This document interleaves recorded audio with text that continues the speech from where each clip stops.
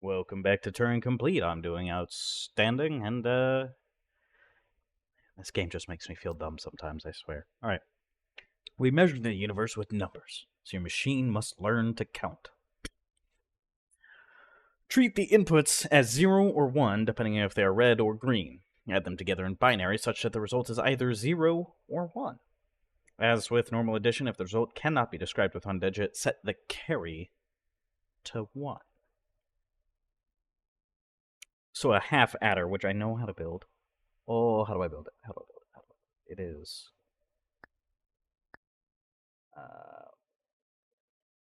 let's say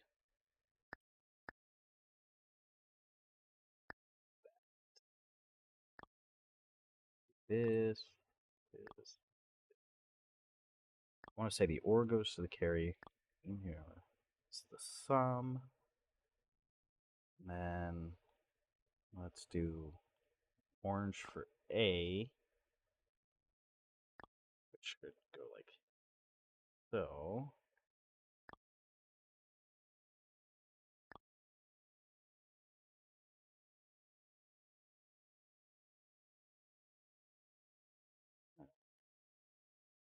This has to.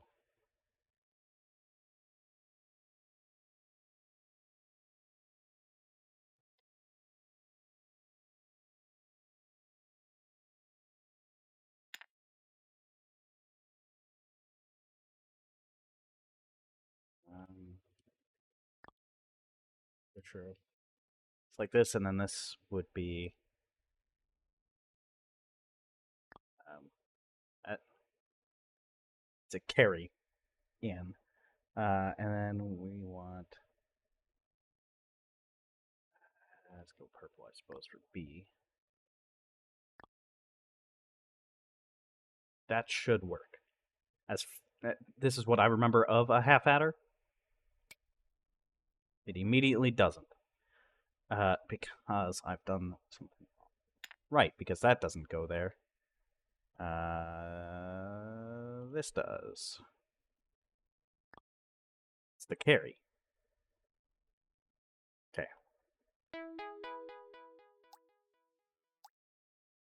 This level introduces the delay line component. It takes its input and outputs it one tick later. Why? Construct a circuit that outputs the same as the input, just delayed 2 ticks.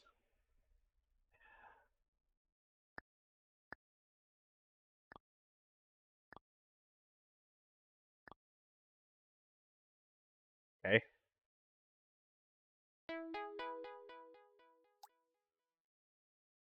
Not a big fan of that, but okay. The input and output of this level are using bytes instead of bits. One of the two new components you are given takes a byte and splits it into bits, and the other does the opposite, so a multiplexer and a demultiplexer, essentially. Using those components, figure out how to double the input number up to 127.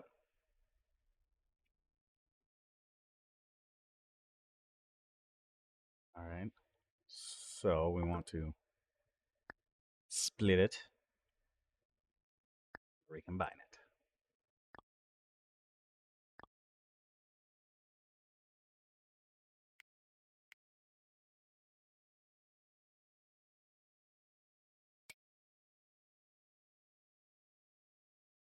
Right. So this is the. So I just need to double it, right? But it's 123, or should I find a way that it always doubles it? Yeah,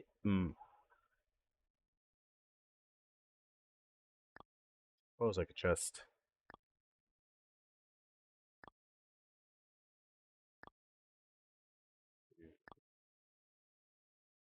This so that each one leads to double.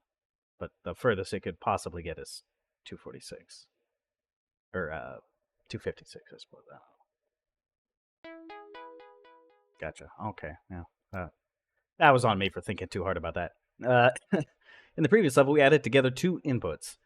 This time, we add 3. Once again, add the inputs together in binary such that the result is either 0 or 1. As with normal addition, if the result cannot be described with one digit, set the carry to 1. Oh man, I don't remember the difference between a half adder and a full adder.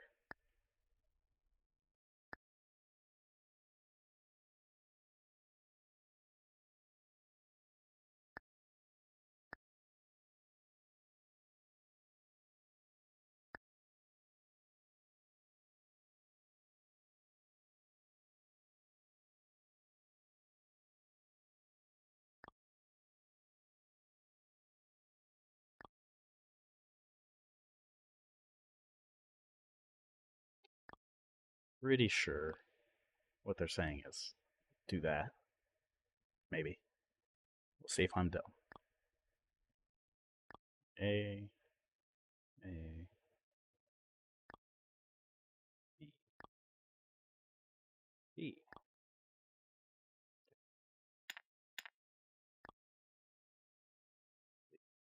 Let's just sum the carry.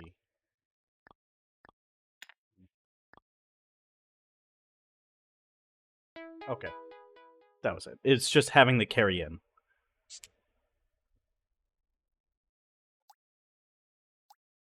In a previous level, you learned how we don't allow circular dependencies. Now you must learn the one exception. The delay line is allowed to depend on its own input. This is because its input does not influence the rest of the circuit until next tick.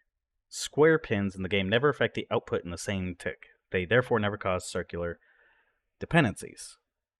Output red on the even ticks and green on the odd ticks.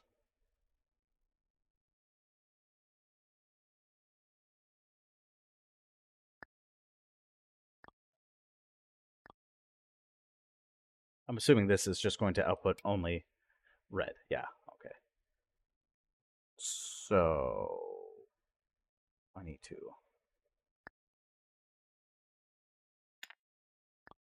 not here that leads back into itself. Nah, no, apparently not. Uh,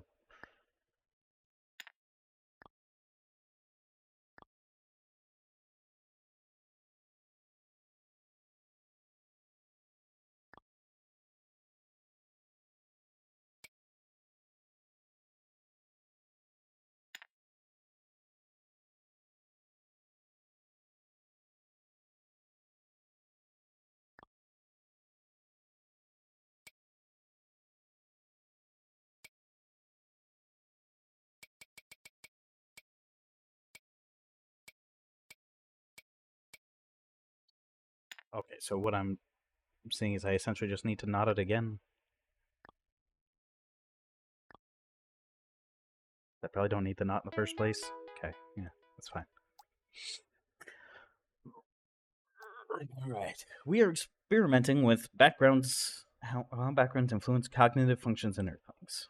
When invert is green, output the opposite of value, otherwise just output value as is. Fucking why? When invert is green, output the opposite of value.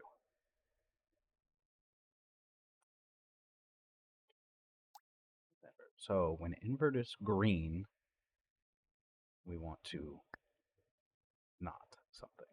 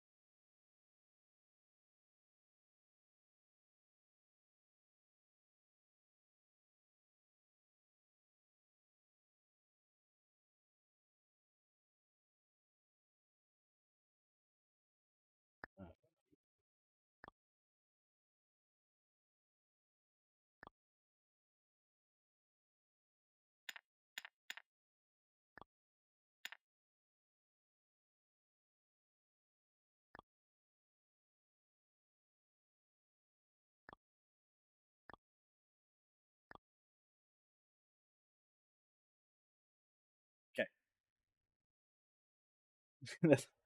That was just a funny way of phrasing it. If components output different values on the same wire, you get an error. However, some components have gray output pins. These are not outputting at all when the component is not enabled. This is the case for the bit switch component. When the top pin is red, the output is disabled. This means that more than one of these gray output pins can connect to the same wire and not cause an error as long as only one of them is enabled at a time. Using 2 NOT gates and 2 switches, build an XOR gate. 2 NOTs and 2 switches.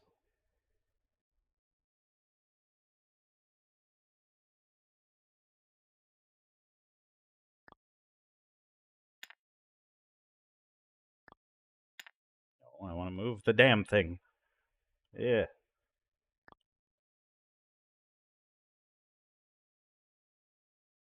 Each.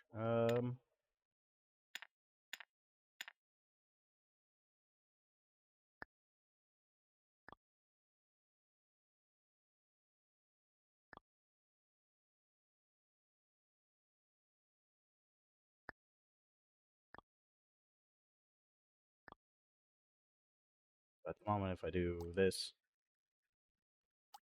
nothing happens.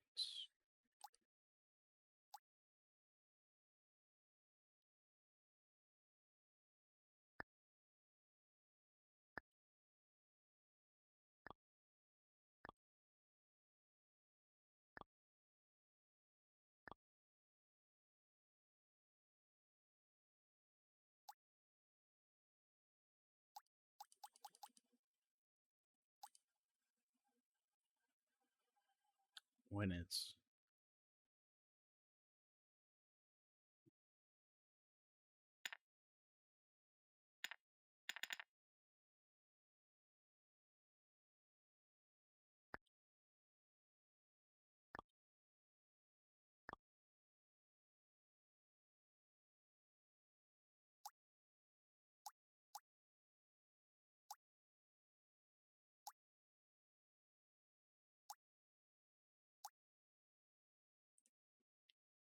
think that's what I want to do. Essentially, that. Okay. I don't know what that divide is here. Arithmetic versus memory, I suppose. Add the 2 input bytes. Each output bit in the output should be a result of the addition of the corresponding bits from the inputs and potentially a carry. So add the 2 bytes. If the result does not fit in 8 bits, turn the output carry. You can think of it as the 9th bit. Finally, there is an input carry as well. This is useful for training together byte adders to add larger numbers. You can think of this carry as adding either 0 or 1. You fucking... Eh? So I need to add these.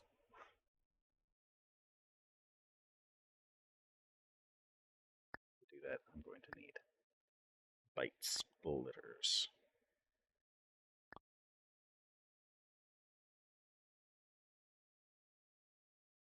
Then I need to add them together.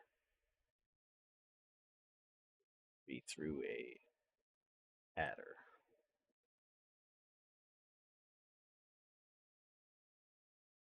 Oh, that's handy.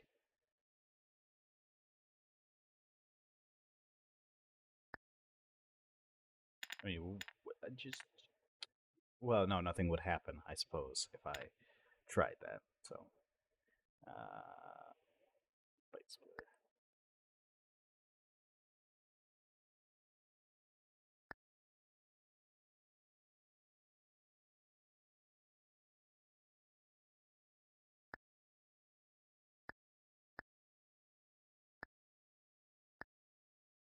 I don't know how I'm going to do this. Toggles a value. All right.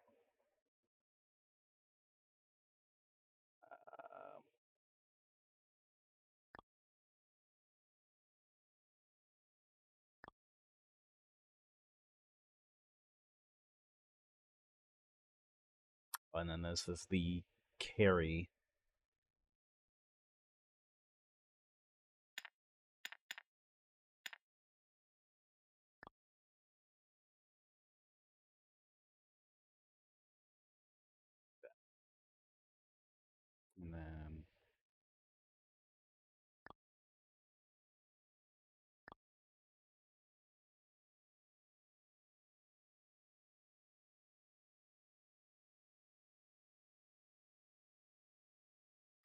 2, 4, 8, 16, 32, 64, 128. Right? Oh, but they should be able to add the carry from the. Oh, but they won't. They will? They won't. I don't.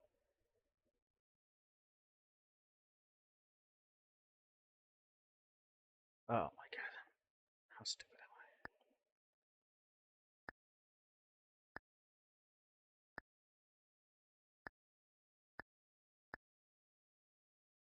Pretty sure I'm stupid. So.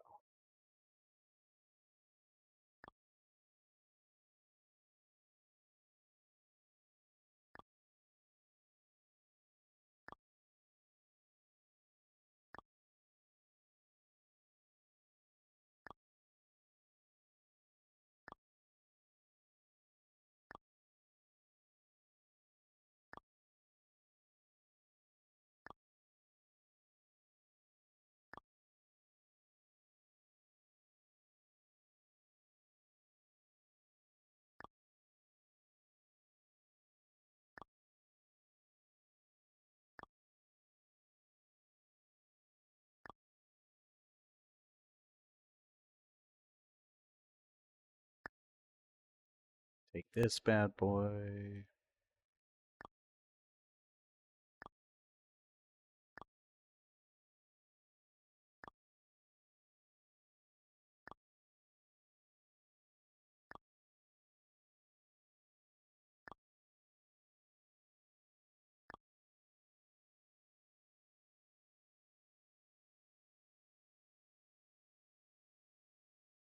This will add their ones together. The 2s, 4s, 8s, 16s, 32s, 64s, and then 128s. Oh, except that I do need proper carrying.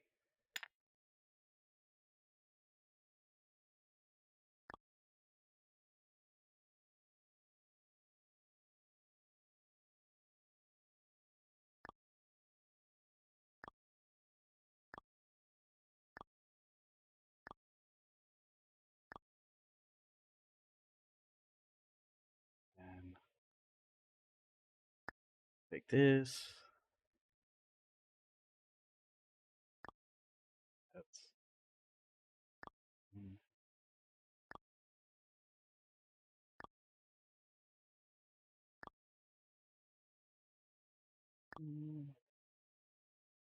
2,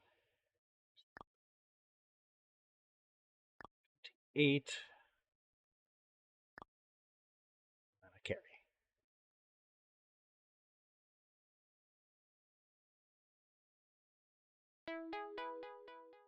Yay!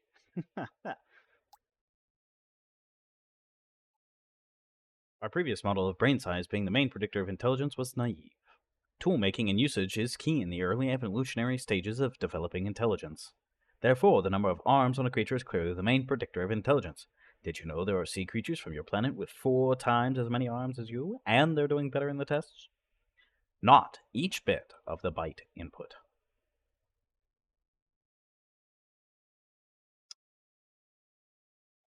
So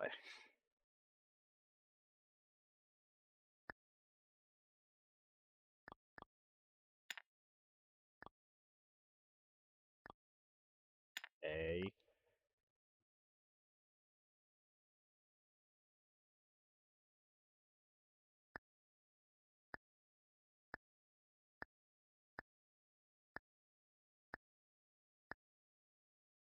Ooh, I didn't realize I could place them so close together.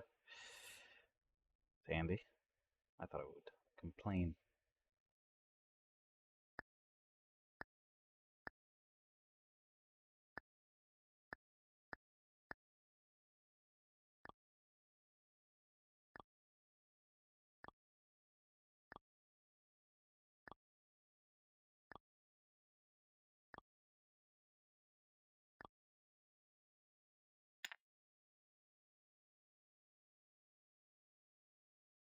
I wish I could put them together like that.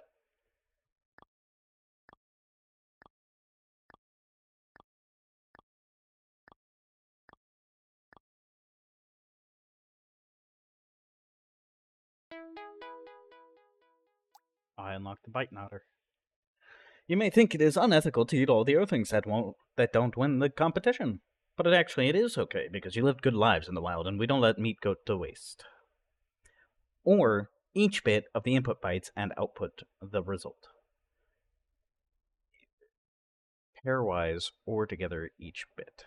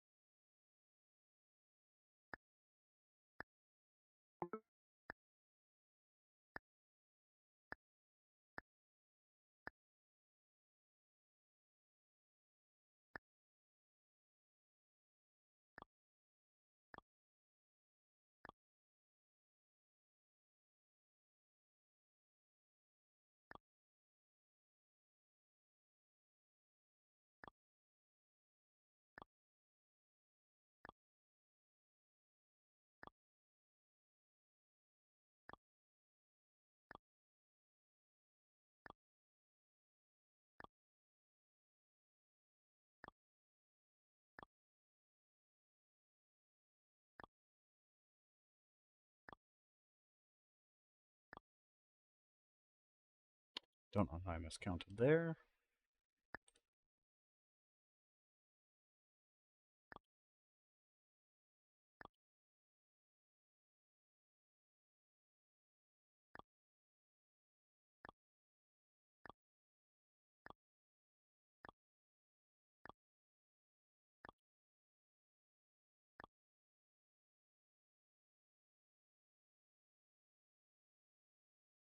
That seems largely unnecessary, but okay. Oh. To know the difference between things, you need subtraction. To get subtraction, first you need negative numbers. This level introduces 2's complement, the most common representation for negative numbers. Here, the highest digit is negated. For bytes, this means the 8th digit changes its value from 128 to negative 128. You finish this level when you get to level 3 or beyond. Oh, it's a fucking race, mate. What is 1 in signed binary? 15. Negative 1 would be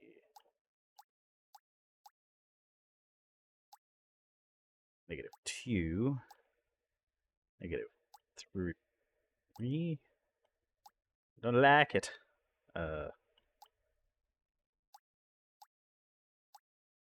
Negative 8.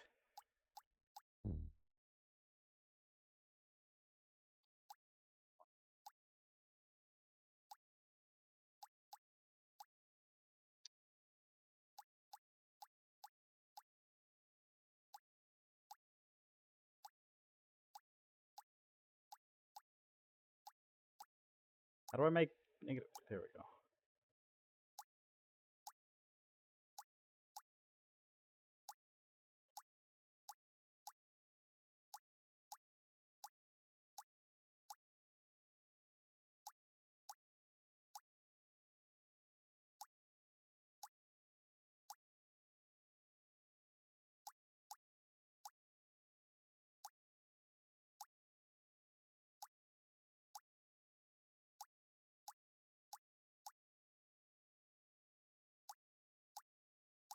Man. Fuck. Alright. Key takeaways. To go between the negative and the positive, you flip all the bits and add 1. If the highest bit is green, the value is always negative. The byte adder you built also works with signed numbers. There was still only exactly one way to write each number. Even though he did not pass our test, we decided to keep the dog. Unlike most other things, he is fluffy and follows simple instructions well. We might want to team you two up, since you complement each other's shortcomings well. When the bit selector input is red, output byte A, otherwise output byte B.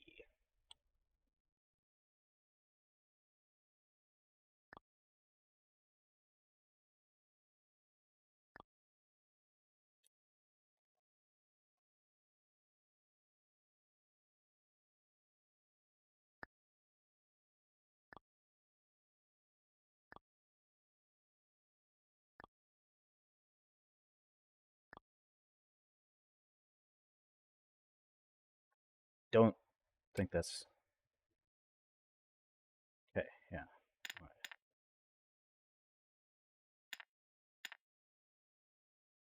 Okay. No, no. I get it. I get it. All right. Da da da da da da da da.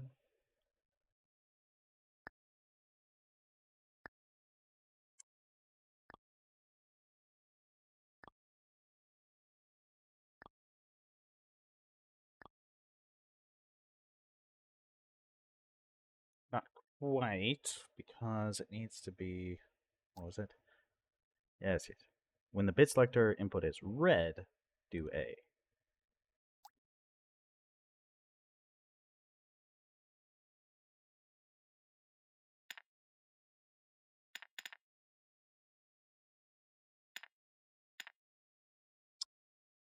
Move these switches over here.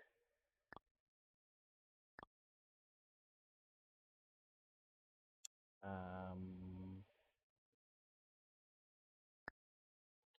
not. You should be outputting A. But when it's green, that would be.